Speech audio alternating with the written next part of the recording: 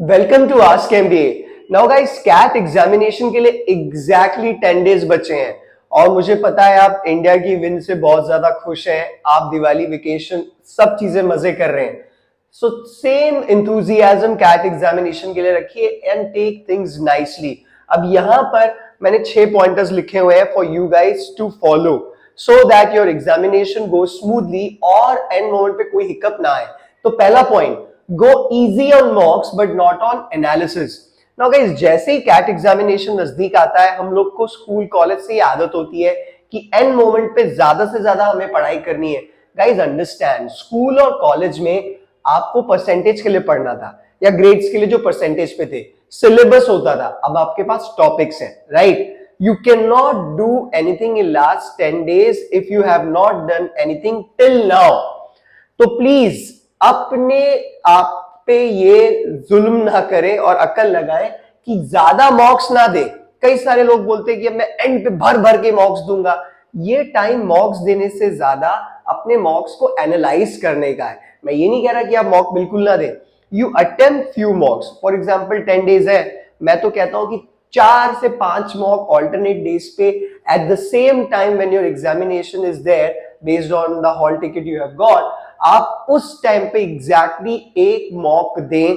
4 से 5 मॉक बहुत ज्यादा हो गए and analyse those मॉक्स more than just focusing on attempting the mock. So analyse करेंगे। अब एनालाइज करते हुए मॉक्स में आपको ये अपने आप से सवाल पूछना है कि कौन सा वो क्वेश्चन है जिसमें आपको टाइम इन्वेस्ट नहीं करना चाहिए था और कौन सा वो क्वेश्चन है जिसमें आपको टाइम इन्वेस्ट करना चाहिए था। Because it is all about selecting the right type of questions to be attempted in 40 minutes, whether it's verbal, quant or DILR. Rough work is your savior. Now guys, पढ़ाई करते समय अगर आपने अब तक पढ़ाई की है, आप कोर्स की होगी, आई होप की होगी, या जब आप मॉक देते हैं, एनालाइज करते हैं, तो आपका रफ वर्क बनता है। That rough work you must go through again and again because rough work करते हुए कहीं आप गलत होते हो, खुद को रेक्टिफाई करते हो, you get to know what mistake you have done, you get to know what rectification you have done, so that is the best way to move forward. So rough work is your savior. rough work आपको अपनी गलतियां realise कराता है, आपको आपके correction याद दिलाता है। Stick to your strengths, rectify your avoidable errors. That is the third point.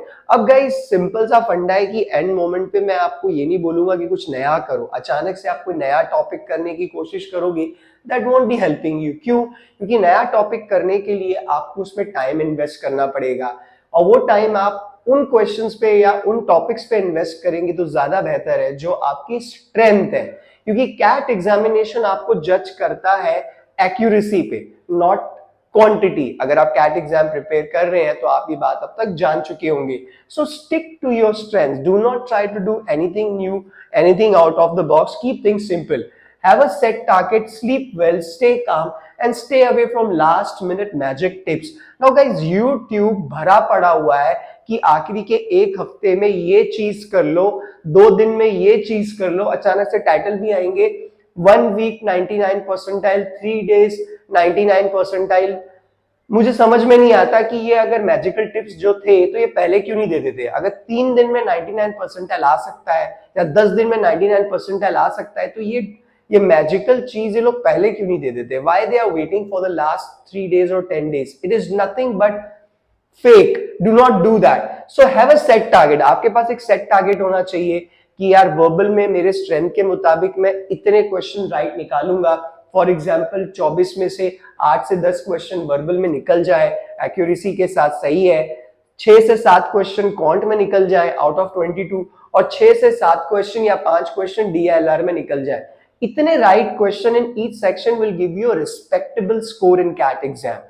This is for students who are not confident and who are struggling or maybe they didn't study the way they should have, but जो भी है, do not give up and do your best. अब अचानक से ये भी होगा कि 8-10 दिन बचे हुए हैं, लोग पैनिक करना शुरू करेंगे और फिर उसके बाद कई लोग सोचेंगे कि मेरा कैट में नहीं हो रहा, मैं काम करूंगा, मैं सीटी अच्छे से पढ़ाई करूंगा या मैं कोई और एमबीए एंट्रेंस एग्जाम जैसे कि स्नैप एग्जामिनेशन दे लूंगा। Guys, please understand, it doesn't matter when the examination is going to happen or whether it's there or not. Please give your 100%, do not give up, make sure that अगर आप डूब भी रहे हो तो end moment तक कोशिश करो तैरते रहने की। आप ऊपर के 4 पॉइंट फॉलो करेंगे, आप एग्जामिनेशन हॉल में जाके अपने तरीके से बेस्ट देंगे। Getting 2 questions right is better than not attempting the exam or not attempting even a single question correctly. I hope you guys are getting it. Plan your journey in advance. अब कई सारे students का इस बार जो examination centre है वो बहुत दूर आया हुआ है, because they have fill the form late और maybe they have fill the form some location distance they have filled incorrectly. So make sure that you plan your journey as per that. अगर आप दूर का distance travel कर रहे हैं तो पहले ही आप ट्रेन के टिकट, बस के टिकट्स वगैरह देख लें। See how much time you are going to take to reach to the examination centre, कहाँ पे वो सिटी के अंदर है। If you do not know that place, make sure that you are well prepared and you have planned your journey correctly, accurately, so that end moment पे आपको कुछ ज्यादा दिक्कत ना हो और आप एग्जामिनेशन सेंटर पे सही टाइम पे पहुंच जाएं।